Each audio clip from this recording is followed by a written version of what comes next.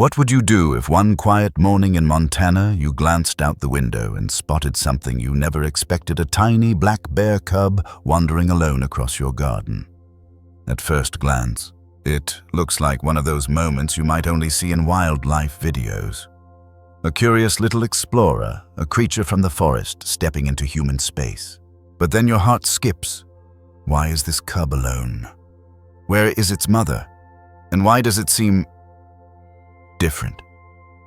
This isn't just another clip of cute animals. This is the beginning of a true story that blurs the line between ordinary backyard life and the hidden struggles of the wild animals that share our world. What starts with surprise soon turns into a race against time, a fragile cub fighting for survival, and a woman whose simple choice would ripple far beyond her garden gate. In the next hour, you'll see how compassion can bridge the distance between people and the endangered animals living at the edges of our towns. You'll learn what really happens inside a wildlife rescue, why every bear cub carries both wonder and risk, and why sometimes the smallest encounters reveal the biggest lessons. And just when it seems you know where this story is heading, an unexpected twist changes everything. So take a breath, settle in, and let's begin. Linda Carter had lived in the same white farmhouse outside Bozeman, Montana for more than 30 years. She was a retired teacher, the sort of neighbor who still baked pies for new families moving into the valley and left seed out for the chickadees all winter. Her days were quiet, framed by the sounds of wind through cottonwoods, the distant calls of geese, and the crunch of gravel when her grown son came to visit. Nothing in her steady rhythm prepared her for the morning she found a strange black bear cub wandering in her garden. It began with a sound light, clumsy rustling among the tall grass near her apple trees. Linda assumed it was a deer, maybe a raccoon. She leaned over her porch railing, expecting nothing unusual. Instead, her eyes caught a small, dark shape moving in the dappled light. At first, it looked like a shadow slipping between branches. But then it lifted its head and she saw two round ears, a small wet nose and eyes that blinked with a mix of fear and curiosity. A bear cub alone. Linda froze, coffee cup in hand. In Montana, seeing a black bear isn't uncommon. Locals know to secure trash cans, bring in bird feeders, and clap their hands to scare them away. But this cub was different. It was tiny, barely steady on its paws, sniffing at the grass as though searching for something it couldn't find. No mother bear in sight. That fact chilled Linda more than the autumn air. Every instinct told her this wasn't just a wildlife sighting, it was a wild animal story unfolding in her backyard. She whispered to herself, "Where's your mama?" The cub only tilted its head, swayed, and then tumbled onto its haunches. It wasn't threatening. It wasn't even particularly graceful. It looked lost, vulnerable. A creature that should have been curled against its mother in the safety of the forest was instead shivering among garden tools and apple leaves. For a few long minutes, Linda stood in the doorway, torn between awe and worry. The neighbor's dog barked in the distance, startling the cub. It flinched, then pressed its body against the wooden fence as if trying to disappear. Linda's heart tightened. She had taught children for decades, watched them stumble, scrape knees, cry for help. This felt strangely similar. A fragile life standing on the edge of something it could not manage alone. She wanted to act, yet every magazine article and park service flyer reminded her, don't approach wildlife, don't feed wild animals, don't assume they're safe. She knew black bears could be unpredictable.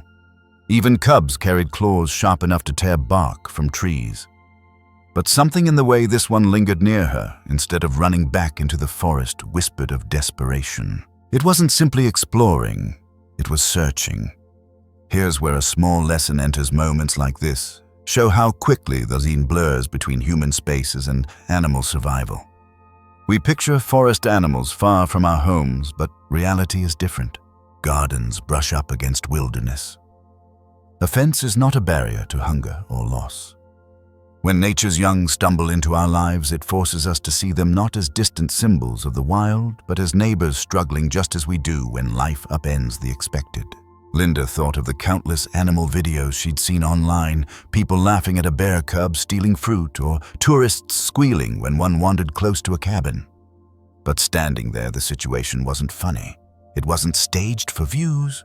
This was a raw, uncertain life. She realized behind every clip of cute animals is a story often harder, often lonelier than the camera reveals. She took a step forward, and the cub glanced up, its gaze wide and unblinking. For the briefest moment, she felt it studying her, weighing her presence. Then it let out a low, almost questioning sound. Not the growl of a predator, but the soft, searching cry of something missing its mother. The kind of sound that pierces even the most guarded heart. Linda set down her coffee hands, trembling slightly. She remembered lessons from wildlife talks at the local library. Never assume a cub is abandoned. The mother may be near. She scanned the tree line, searching for movement, braced for a protective sow charging from the woods. Nothing. Just silence broken only by the restless shuffle of the cub. Minutes stretched. Still no sign of a larger bear. This was the mystery, the absence that weighed more than the cub's presence. If its mother had been killed on the highway, or frightened away, or unable to return, the cub's chances were slim. In the wild, orphans seldom survive their first year. They cannot forage well, cannot defend themselves, and cannot endure the cold nights. Nature is harsh. And yet here was proof that sometimes survival might depend on a human standing nearby. Linda stepped back, resisting the urge to rush forward. She whispered a quiet prayer instead. In that moment, she understood something deeper. Sometimes the most compassionate act is not to claim control, but to recognize responsibility. To admit that, like it or not, the lives of wild animals often hinge on what humans choose to do or not do. The morning sun climbed higher, warming the valley, but the cub's small body still trembled. It pawed weakly at fallen apples, gnawed clumsily, then gave up. Too young, too inexperienced. Linda thought of her students long ago, trying to read words bigger than their grasp, needing guidance. A wave of determination rose in her chest. If this cub were to have a chance, she could not ignore it. And here's the fresh perspective. Sometimes extraordinary events appear in ordinary settings, a driveway, a backyard, a garden. They're not staged adventures in far-off wilderness. They're reminders that we are stitched into the same fabric as every living thing around us. When we notice, when we pause, when we respond, we become part of that survival story. Linda reached for her phone. Not to film, not to post, but to seek help. She remembered a brochure tucked into a kitchen drawer from a local fair, the number for a wildlife rescue organization. Her pulse steadied as she dialed. The ringtone echoed against the still morning. Somewhere experts could guide her next step. Before the call connected, she glanced once more at the cub. Its eyes caught hers, dark and searching. In that gaze, she felt both fragility and stubborn will. A life balanced between endings and beginnings. She whispered, as if answering an unspoken question, "Hold on, help is coming." That was the moment the story shifted from a woman startled in her garden to a human heart making space for a vulnerable creature. A tiny intruder, yes, but also a messenger. A reminder that compassion doesn't wait for perfect timing. It steps forward when life places a test at our feet. And as the rescue team prepared to respond, Linda's quiet morning transformed into a journey neither she nor the little bear cub could have foreseen. In the next chapter, we'll uncover why abandoned cubs like this face such staggering odds in the wild, and why their survival depends on urgent, specialized care far beyond what most people realize. When the call went through, Linda spoke quickly, almost whispering, as if the little one might hear her fear. "There's a bear cub in my garden, alone. He looks too small." The voice on the other end, calm and practiced, asked questions. Was the mother nearby? Was the cub injured? Could she describe his size? Linda answered as best she could, all while keeping her eyes on the small figure by the fence. The rescue worker's final words stayed with her. "Don't approach. Keep watching. We're on our way, waiting for help." Linda's thoughts turned to the obvious question, why is this cub alone? In the wild, black bear cubs are rarely separated from their mothers during the first year of life. From the moment they are born in the safety of a winter den, they are dependent completely. Their mother's milk is their only nourishment, her warmth their only shield against the cold. Without her, the odds turn brutally against them.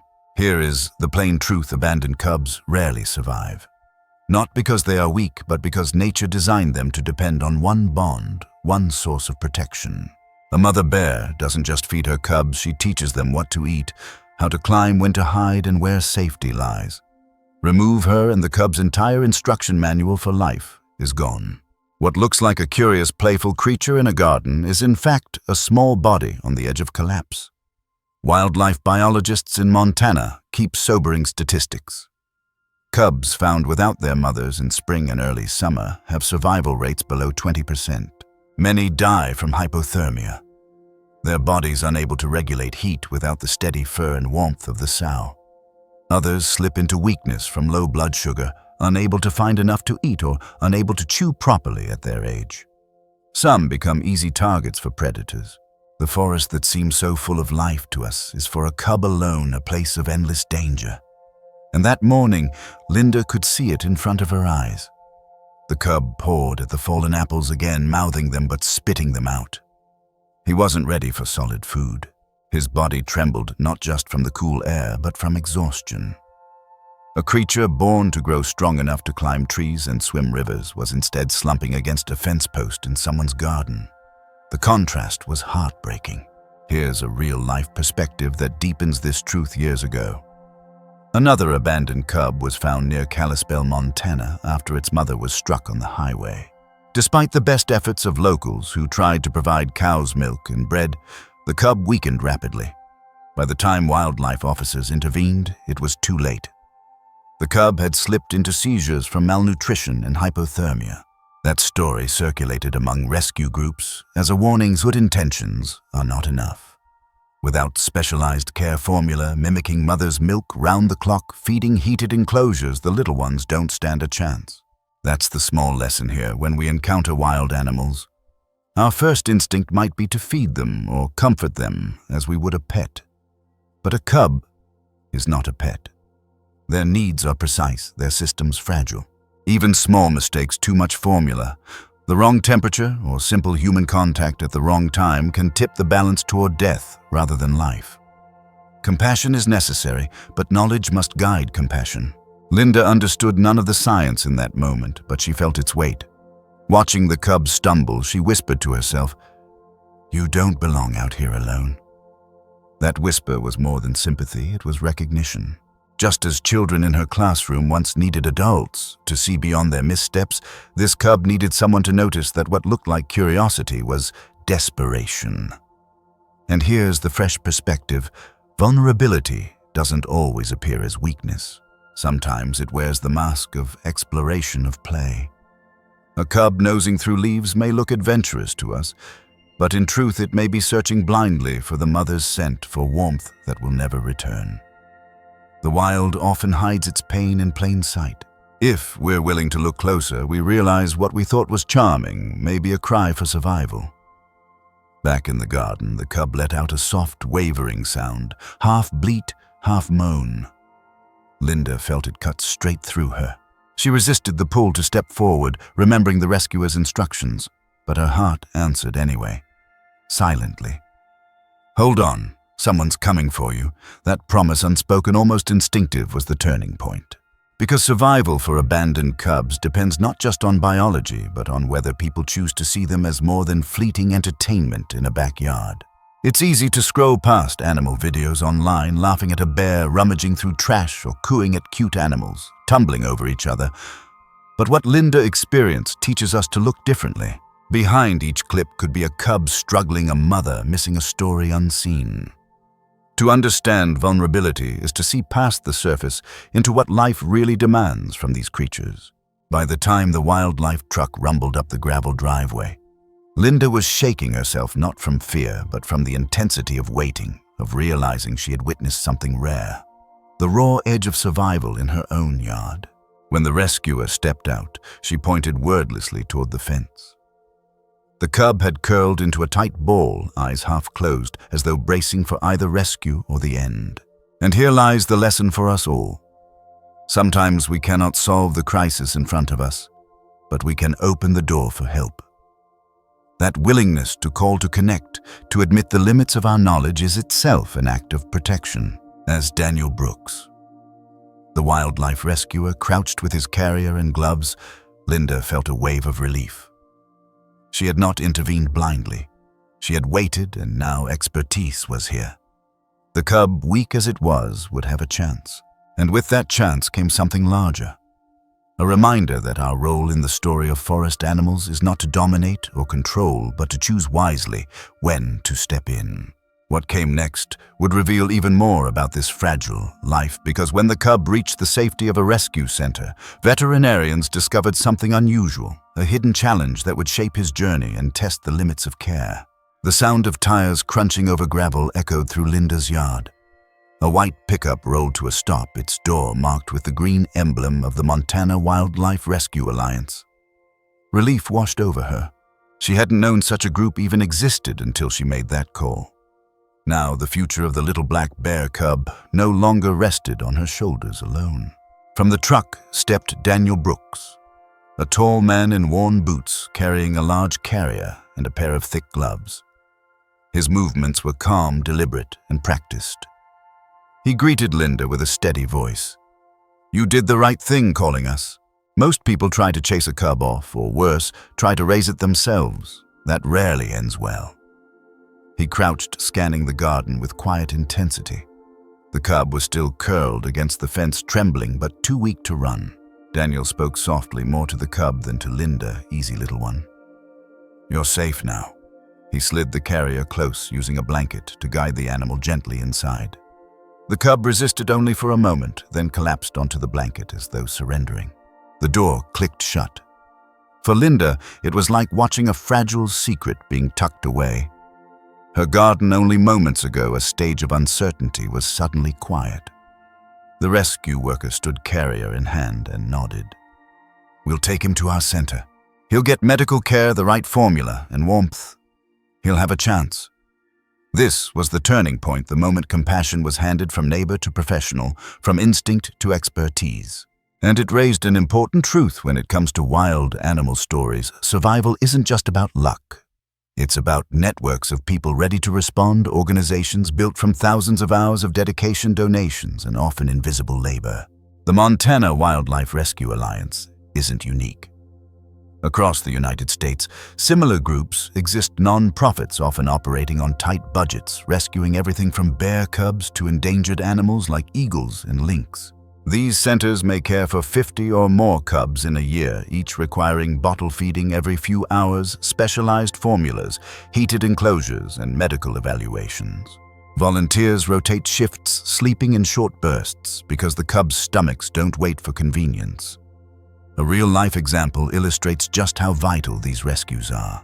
A few years back in Glacier County, 2 cubs were found wandering near a campground after their mother was struck by a car. Tourists filmed them laughing at the cute animals scrambling through picnic leftovers. Hours later, the cubs were picked up by a rescue team. Both were dehydrated ribs showing beneath their fur. With round-the-clock care, they survived, and 2 years later were released into the wild wearing tracking collars. That story might have ended as nothing more than an animal video circulating online, but because someone made the call, it became a success story of survival. Here lies the lesson: when humans step in wisely, not by feeding, not by taming, but by connecting with trained rescue networks, we become part of the solution rather than the problem. The difference between meddling and meaningful help is often a phone call. Linda listened as Daniel explained the next steps. He'll be checked by vets first. We'll look for injuries, infections, anything that could threaten him. Then he'll be placed with other cubs, if possible, because they learn faster together. She nodded, absorbing every word. For a woman used to teaching children letters and numbers, it felt natural to hear about another kind of learning, how forest animals need social bonds to grow strong, just as children need classmates to practice life with. The fresh perspective here is this: rescues don't just save individuals, they safeguard the balance between wildness and human society. Each cub kept alive is one less gap in the next generation of bears. Each intervention prevents a vulnerable animal from wandering roads, scavenging trash, or dying unseen in backyards. The work of wildlife rescue is not only about compassion, but about coexistence. As Daniel prepared to leave, Linda bent close to the carrier. The cub's dark eyes flicked toward her one last time. She whispered, "Be brave." It wasn't farewell so much as a blessing. In that simple act, she joined countless people who had in their towns and backyards chosen to turn helpless sightings into hopeful futures. The truck pulled away, leaving dust in its wake. Linda stood alone again in her garden, but she felt different. She had witnessed something rare, the handoff between ordinary life and extraordinary care. Her part was small, just a call, but small actions ripple. She knew that tonight, trained hands would cradle that cub, warm milk would fill its belly, and a faint spark of survival would brighten. And that is the power of organized response when humans align compassion with structure. Fragile lives find shelter. Yet, when the cub arrived at the rescue center, veterinarians made a discovery that shifted the story once again. This wasn't only about abandonment, it was about an unexpected challenge hidden within the cub itself. A mystery that would test the limits of medicine and care. At the rescue center, the first hours were filled with quiet urgency. Volunteers warmed the formula, checked vitals, and weighed the little black bear cub on a digital scale. His weight came in far below normal for his estimated age. Yet the numbers weren't the only concern. When the veterinarian Dr. Rivera examined him, she paused at his mouth. She tilted his head gently, shining a light across his jaw. Something wasn't lining up. Linda, who had driven to the center to make sure the cub arrived safely, watched anxiously from a distance. Dr. Rivera explained his lower jaw curves upward. "It's a congenital deformity. See how the canines press toward the palate? If left untreated, they could puncture tissue, cause infections, or make eating nearly impossible." The words fell heavily. For Linda, it felt like discovering the cub had been handed not just one burden, the loss of his mother, but another hidden one from birth. Here's the clear explanation. Congenital deformities in animals, much like in humans, are conditions present from birth. They can result from genetics, from poor prenatal nutrition, or sometimes from unknown environmental stressors. In wild bears, such conditions are rare. But when they occur, they present enormous survival challenges. A cub unable to chew properly may fail to thrive even if it finds food. Breathing can be affected if the nasal passages are compromised, and without surgery or intervention, life expectancy plummets. The staff named the cub Milo, a name meant to carry strength. As they bottle-fed him with a specialized nipple designed for easier suction, they observed his struggle. He drank but slowly, awkwardly, spilling much of the milk. Every sip was hard work. Still, he didn't give up. He pushed against the bottle with surprising determination. Eyes wide, paws gripping, as if he knew each drop mattered. This was not the first time the rescue had seen such a case. A few years earlier, another cub named Willow was brought in from the Bitterroot Valley with a cleft palate. She couldn't nurse properly, often aspirating milk into her lungs. With careful bottle-feeding antibiotics and eventually surgery, she survived. Willow became a long-term resident at the sanctuary, unreleasable but thriving as an ambassador animal, teaching school children about the fragility of wildlife. Her story proved that difference does not equal doom, but it does require dedicated hands and often lifelong care. And here is the small lesson. Survival is not only about strength, it is about adaptation. For Milo, his misaligned jaw was not something he could conquer alone. He needed the skill of veterinarians, the patience of caretakers, and the decision of humans to see him as worth the effort. In nature, his difference might have been the end. In rescue, it could be the beginning of a different path. Linda leaned closer as Dr. Rivera described potential options. When he's older, we may need to remove his lower canines. It's a common corrective surgery for cases like this. Otherwise, they'll damage the roof of his mouth. Linda asked softly, "Will it hurt him?" The vet smiled gently. "We'll manage his pain. What matters is giving him the ability to live to eat without injury. His deformity makes life harder, but not impossible." This conversation opened a fresh perspective. Difference in the animal world is often viewed as weakness.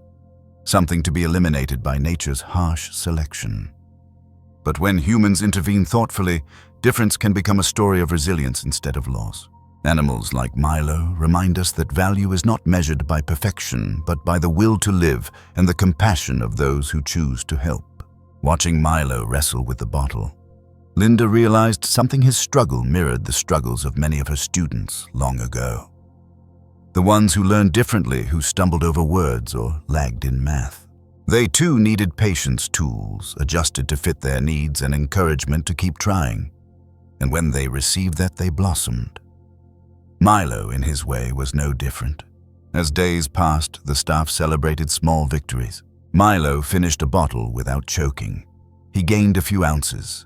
He batted playfully at the sleeve of a volunteer, showing sparks of the playful cub he might have been if life had dealt him an easier hand. These tiny triumphs became reminders that progress doesn't always roar.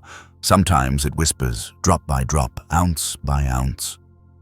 Here's a real-life tie-in. In Alaska, researchers once tracked a polar bear with a malformed paw. Many assumed she wouldn't survive. Yet she adapted, teaching herself to hunt seals differently, shifting weight to compensate. She lived years beyond expectations. Animals find ways to adapt when given the chance. Milo's story fit into that larger truth. Resilience is written deeply into the code of wild animals, waiting for space to express itself. Yet for all the hope, the mystery remained. Would Milo ever be able to return to the wild? Dr. Rivera admitted. It's too soon to tell. If surgery goes well and he develops normally, maybe. If not, he may remain with us as an unreleasable bear. Either way, his life matters. That phrase struck Linda. Either way, his life matters. It was a truth we often forget in our rush to measure worth by outcome. A cub who never roams free again still holds value, teaching, connecting, stirring empathy in the humans who meet him. This is the heart of wildlife rescue, not only saving lives for release, but honoring lives that even in captivity can spark change. And so Milo's deformity was not just a medical note, it became a mirror. It asked people to consider how they define worth, how they respond to imperfection, and how compassion can rewrite endings. As Linda left the center that evening, the sound of Milo's soft cries echoed in her ears. They were not cries of defeat, but of determination, the voice of a cub refusing to give up. She stepped into the cool Montana twilight with a deeper understanding. Rescue is never just about one life saved. It's about the lessons those lives teach us about patience, resilience, and the shared fight to endure. And in the weeks that followed, Milo would reveal another side of that fight, how the bond between humans and animals can transform vulnerability into trust and how closeness itself becomes medicine. The first nights at the rescue center were restless. Milo cried, often pacing the edges of his enclosure, pressing his nose against the wire as if searching for something just beyond. Every sound in the dark startled him. He refused to settle his small body, caught between exhaustion and the panic of being alone. Daniel, the wildlife caregiver, kept vigil during those early hours. He sat nearby on a low stool, speaking in a calm tone, never reaching into the cage, only letting Milo hear the rhythm of a steady voice. "You're not alone," he'd murmur. At first, Milo ignored him, but gradually the cub began to pause, ears flicking toward the sound, eyes softening with curiosity. By the third night, something shifted. Daniel offered a bottle through the gap. Milo hesitated, then gripped it with both paws, drinking hungrily. When he finished, he didn't retreat immediately. He lingered, a paw resting on Daniel's hand, as if measuring the warmth there. It was a small act, but it signaled the beginning of trust. Here is the clear explanation. Wild animals, especially orphans, form bonds when survival demands it. In nature, that bond is with their mother. In rescue, humans become the stand-in. Science shows that contact through feeding, through presence, through consistent care, triggers the release of oxytocin, often called the bonding hormone in both the animal and the human. This biochemical bridge explains why cubs like Milo begin to follow their caretakers, why they cry when left alone, and why they nuzzle or cling despite their wild roots. It also explains why caregivers feel an almost parental pull, a need to protect. Milo soon began to shadow Daniel. whenever he entered the enclosure. He'd trot after him, tripping over his paws, letting out small huffs if Daniel moved too far away. His cries, once sharp with fear, softened into sounds of recognition. And when Daniel crouched to check bedding or adjust a heat lamp, Milo often climbed clumsily into his lap, curling against him for comfort. The line between fear and family blurred quickly. A real-life example underscores this phenomenon. At a sanctuary in North Carolina, a black bear cub named Ivy was rescued after her mother was poached. Initially feral and defensive, Ivy would claw and bite at her caretakers. But after weeks of consistent bottle feeding and quiet presence, she began to follow them like a shadow. One morning, when a storm rattled the roof, Ivy ran not to hide, but to press herself against the leg of the volunteer on duty. That moment, choosing comfort over fear, marked her shift from isolation into trust. Ivy went on to thrive, eventually released into protected forestland. This is the small lesson healing begins when fear meets consistency. For Milo, it wasn't the formula alone that kept him alive. It was the assurance that someone would return every time he cried. Every time hunger clawed at him, every time the dark seemed too heavy. Trust, like nourishment, builds strength. Linda, who visited, often noticed the change. She watched as Milo toddled toward Daniel, tugging at his bootlace, refusing to let him leave without acknowledgement. She said quietly, "He acts like he's chosen you." Daniel smiled. Sometimes they do. Sometimes they decide we're family, at least for a while. And here's the fresh perspective: bonds between humans and wild animals are not simply sentimental. They are survival strategies. What looks like affection is in fact adaptation. A cub clings because clinging once meant life. Yet in this adaptation lies a profound reminder for us: connection is not weakness. Dependence in the right context is strength. We often imagine the wild as pure independence, but the truth is more complex. Survival, whether for cubs or people, often depends on trust. Milo's growing bond also brought challenges. He cried loudly whenever Daniel left, calling out until another volunteer arrived. Caregivers had to balance comfort with the need to prevent overdependence, preparing him one day to live with his kind. This tension, loving while letting go, was familiar to anyone who had fostered animals or even raised children. It asked for wisdom, give enough closeness to heal, but not so much that release becomes impossible. As weeks passed, Milo's playfulness bloomed. He wrestled with blankets batted at puzzle feeders and climbed low logs set up in his enclosure. Each new skill echoed the lessons a mother would have taught. The staff celebrated every step, yet they knew these victories were shared, born of both Milo's resilience and the invisible web of human compassion supporting him. Linda reflected on this as she stood by the enclosure one afternoon, watching Milo roll clumsily onto his back paws, flailing. She remembered her years teaching children who struggled, those who learned letters slower, who needed reassurance before reading aloud. They too sought closeness, sometimes in the form of a smile, sometimes in the quiet patience of a teacher who refused to give up on them. Milo's trust was no different. It was his way of saying, "I'm trying. Don't leave me yet." Another story from the rescue world deepens the point.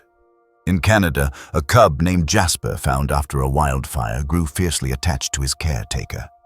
Jasper would cry each time she left, clinging to her jacket when she returned. Over time, the staff introduced him to other cubs, gradually shifting his dependence from human to bear. The process worked. Jasper bonded with his peers, learned to forage, and 2 years later was released. His journey showed how early bonds with humans can serve as a bridge until animals are ready to bond with their species again. Milo's path would follow a similar arc, though no one knew yet how far he could go. His jaw deformity still casts uncertainty over his future. But his bond with Daniel ensured he would not face that uncertainty alone. Every day, Milo's determination reminded the staff that survival is never just biological, it's relational. And that recognition offers a profound takeaway for us as viewers of wild animal stories. The cute clips we see online of cubs tumbling, climbing, and cuddling are not simply entertainment. They are glimpses of deeper truths: that every small act of connection, every moment of trust earned, is a step away from fear and toward life. To see a bear cub pawing at a caregiver is to witness not taming, but healing. By the end of the first month, Milo no longer paced at night. He slept curled in blankets, rising only when hungry. When Daniel entered at dawn with a bottle, Milo bounded forward, not with desperation but with anticipation. His cries had changed tone from fear to greeting, from survival instinct to something resembling joy. This is the fresh perspective. Family is not always defined by blood or species. Sometimes it is defined by who shows up consistently when life feels impossible. For Milo, family became the humans who answered his cries. For those humans, Milo became a reminder that love often comes disguised as responsibility. Yet as Milo's trust deepened, the next chapter in his journey revealed a new test not of his bond with people, but of his ability to be accepted by his kind. And in that test, another unlikely relationship would shape the course of his story. As Milo grew stronger, the staff faced a new challenge. Trust in humans was essential for survival in those fragile first weeks, but long-term, a black bear cub must learn to live like a bear, not a pet. That meant socialization with his kind. Without it, his instincts could dull and the chance of release into the wild would vanish. The rescue center had one candidate, Shadow, a much older male who had been brought in months earlier after being injured by a car. Shadow was larger, heavier, and carried the quiet authority of an animal that had survived real winters. He was not playful, not curious, and certainly not interested in babysitting. When volunteers first placed Milo in the adjacent enclosure, Shadow turned away, snorting in dismissal. Milo, however, had other plans. The cub toddled toward the fence that separated them, pressing his nose through the wire, chirping in soft, insistent calls. Shadow ignored him. Milo tried again the next day, pawing at the fence, bouncing with unsteady energy. Still nothing. On the third day, he climbed a low stump to get closer, reaching out as though asking for attention. Shadow shifted, gave a low warning growl, and lumbered to the far corner. It looked hopeless, but Milo's persistence was relentless. Day after day, he returned to the fence. He mimicked grooming motions, pawed playfully, even rolled onto his back in a gesture of submission. At first, Shadow's eyes narrowed, his body tense, but slowly something softened. One evening, when Milo pressed close once again, Shadow didn't walk away. Instead, he lowered his massive head, sniffed the cub through the wire, and rumbled quietly. It wasn't affection yet, but it wasn't rejection either. Here's the clear explanation in bear behavior. Social bonds outside the mother-cub relationship are unusual. Black bears are generally solitary. Older bears often view younger ones as nuisances, sometimes even threats to limited resources.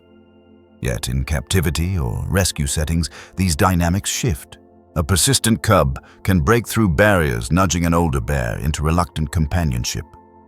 This process, known to caregivers as social bridging, is vital. Cubs learn not only play behaviors, but also how to read signals, when to push, when to yield, when to rest. Without it, they risk entering the wild without the instincts they need. Milo's persistence soon paid off. Caretakers watched one morning as Shadow allowed the cub to sit close against the fence. Milo pressed his body alongside the larger bear's, closing his eyes as if comforted by the contact. Shadow didn't move away. That small acceptance opened the door. Within days, supervised sessions brought them into the same enclosure. At first, Shadow maintained his distance, but Milo followed him everywhere, tripping behind, trying to climb onto his back, mimicking his movements. It was comical and moving all at once. A real-life parallel comes from Minnesota, where a rescued cub named Rowan was introduced to an older female maple who had lost her offspring. At first, Maple wanted nothing to do with the orphan. She swiped and huffed whenever he came near. But Rowan, like Milo, persisted with small gestures, chirps, play bows, mock wrestling.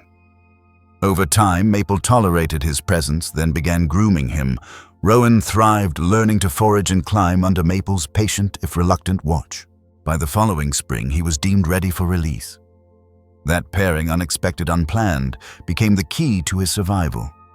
The small lesson here is powerful mentorship can emerge where we least expect it. Shadow never set out to teach, and Milo never doubted he could win Shadow's heart. Their unlikely partnership became proof that persistence met with patience can turn rejection into guidance. Linda, visiting the sanctuary, witnessed the moment Shadow finally allowed Milo to curl against his side. She wiped her eyes, whispering, "Even the grumpy ones can learn to love." Daniel, standing beside her, chuckled. Sometimes it's not love, it's tolerance. But even tolerance is a gift in the animal world. And here lies the fresh perspective we often imagine strength as standing apart, as independence that needs nothing from others. But Milo's story with Shadow reveals a different truth. Sometimes strength is the courage to insist on connection even when the world resists.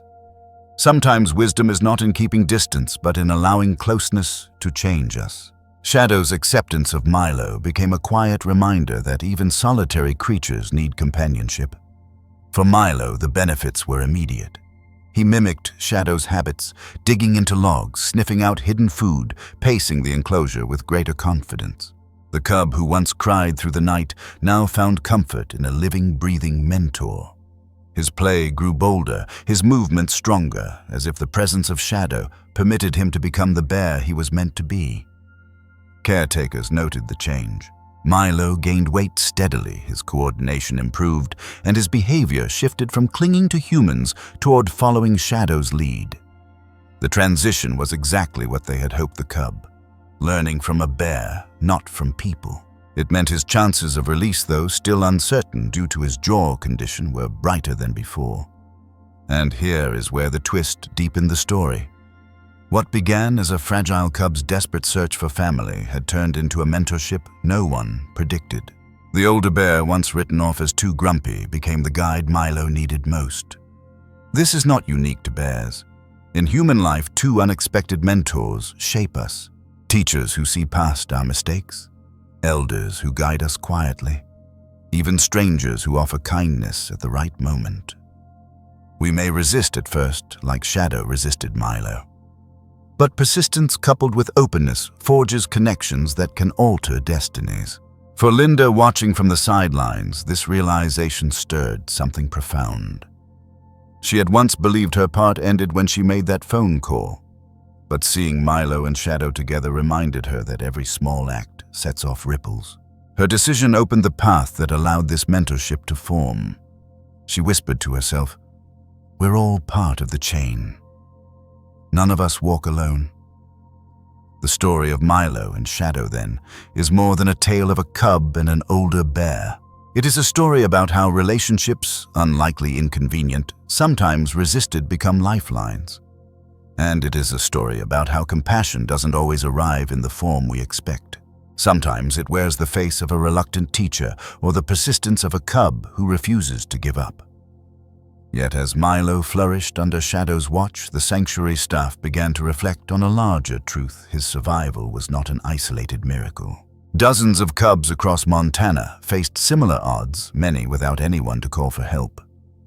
To understand Milo's place in the bigger picture, we must look at the broader crisis facing bear cubs everywhere. Milo's story felt extraordinary. Yet the truth is, he is not alone.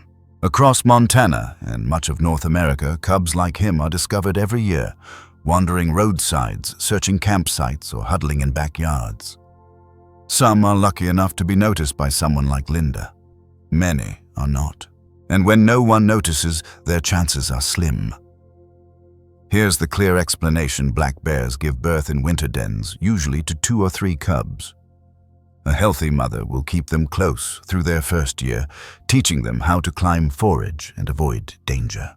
But accidents, cars, hunting, and habitat loss can leave cubs orphaned. Without their mother's constant guidance, most will not live to see the next spring. Studies from wildlife agencies show mortality rates above 70% for abandoned cubs.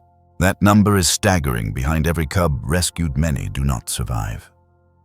Linda learned this when she asked Daniel how many cubs the Montana Wildlife Rescue Alliance saw each year. Dozens, he said. Some from car collisions, some from poaching cases, others from mothers shot because they wandered too close to human homes.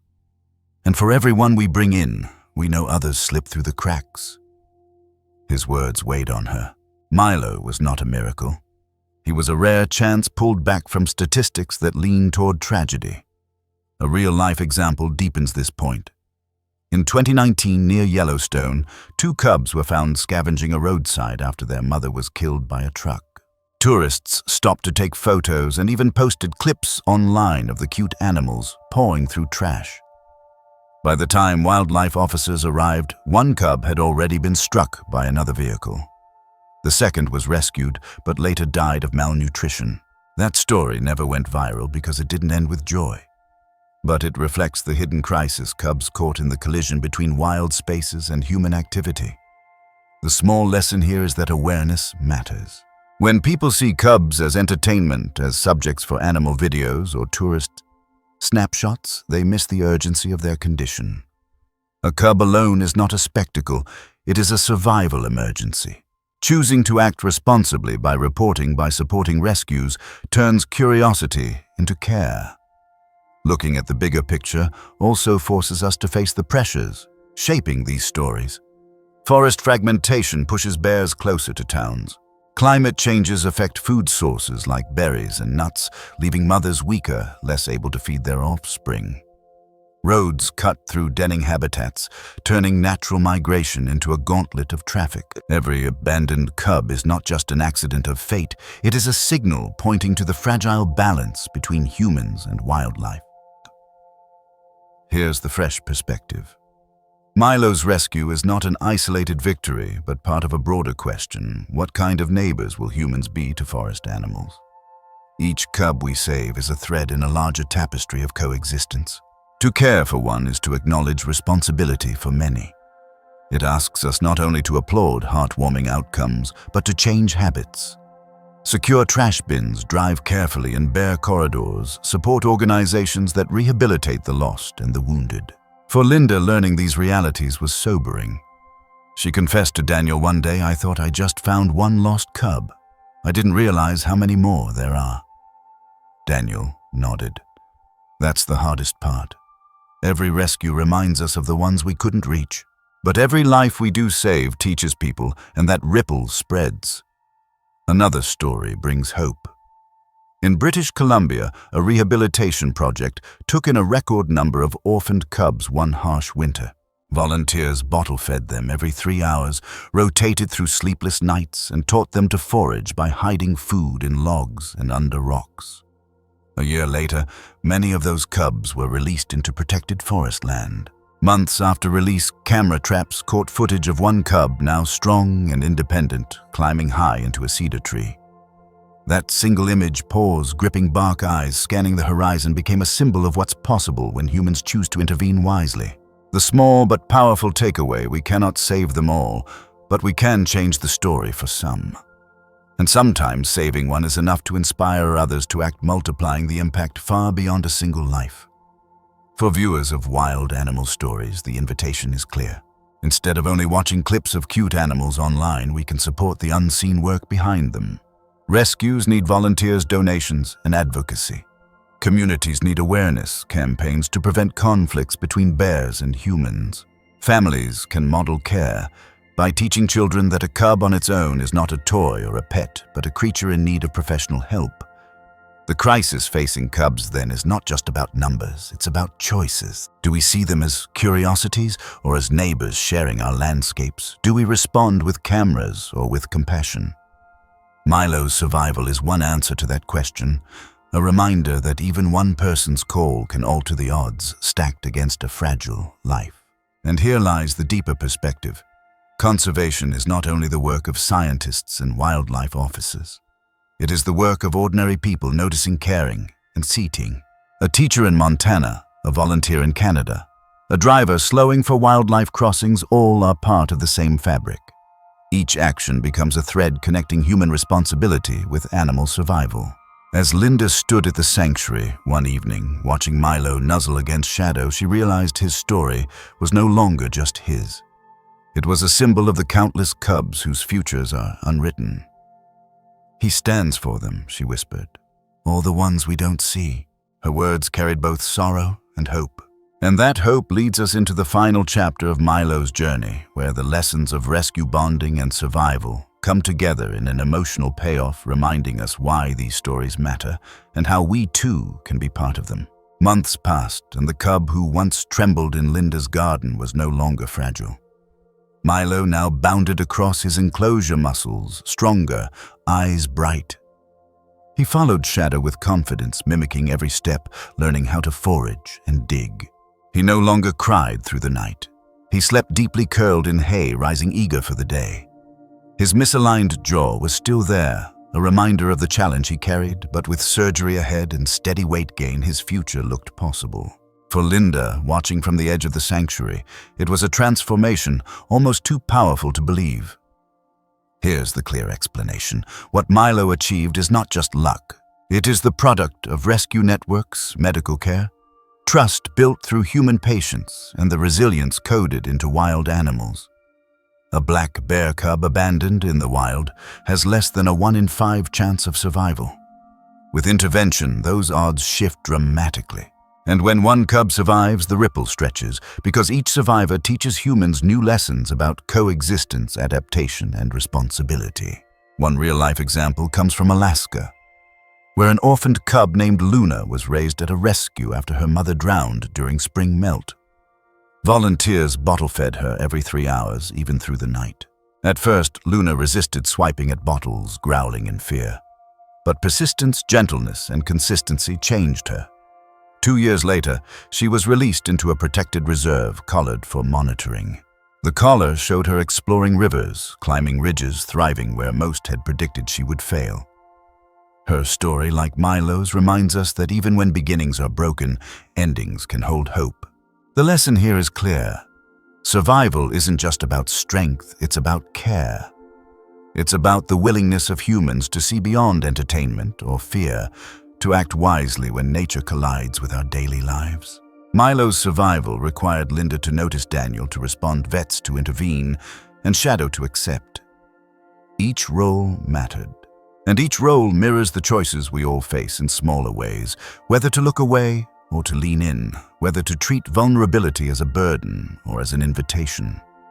Knowledge, too, is part of the payoff. We now understand why orphaned cubs rarely make it alone, because of hypothermia, blood sugar crashes, and the absence of teaching. We've learned that congenital deformities, once assumed fatal, can be managed with surgery and care. We've seen that bonds formed between humans and animals aren't just emotional, they're biological bridges of trust. And we've discovered that even solitary species like black bears can form unexpected mentorships when persistence meets patience.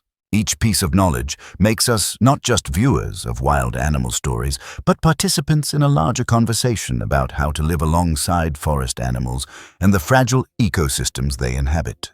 The emotional truth strikes deepest when we realize that Milo's story is both unique and universal. Unique because no other cub will walk his exact path, from a Montana garden to the care of strangers to the guidance of Shadow. Universal because thousands of other cubs face the same starting point alone, vulnerable, caught between the human world and the wild. For most, the outcome is tragic. For some, like Milo, it becomes a symbol of what compassion can achieve. And here's the fresh perspective. These stories are not only about saving animals, they are about saving parts of ourselves. In Milo's persistence, we see the courage to reach for connection. In Shadow's reluctant acceptance, we see the wisdom of opening to others. In Linda's simple call for help, we see how small actions ripple outward. These lessons remind us that coexistence is not abstract, it is lived daily in choices made by ordinary people. For Linda, the payoff came one crisp evening when Milo spotted her at the fence.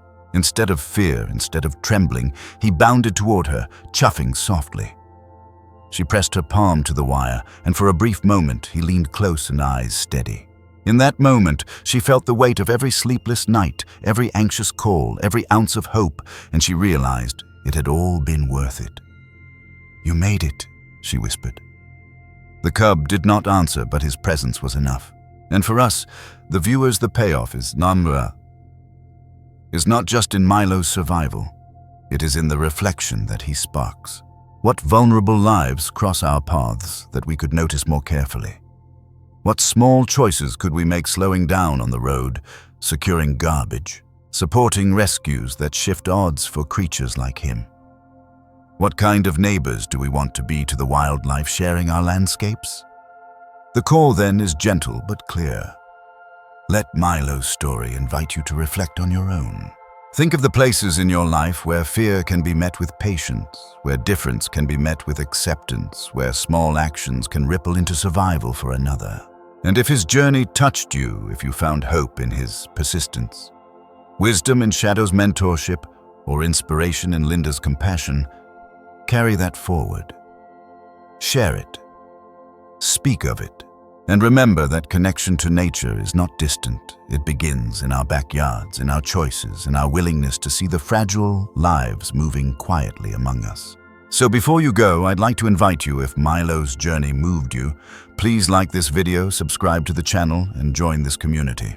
Not just for the next animal rescue story, not just for the next glimpse of cute animals, but for the deeper reminder that each story, each life has value. Together we can honor them, learn from them, and ensure more endings carry hope. Because Milo's story may be just one of thousands, but to him it was everything. And in seeing him, we remember that compassion too can change everything.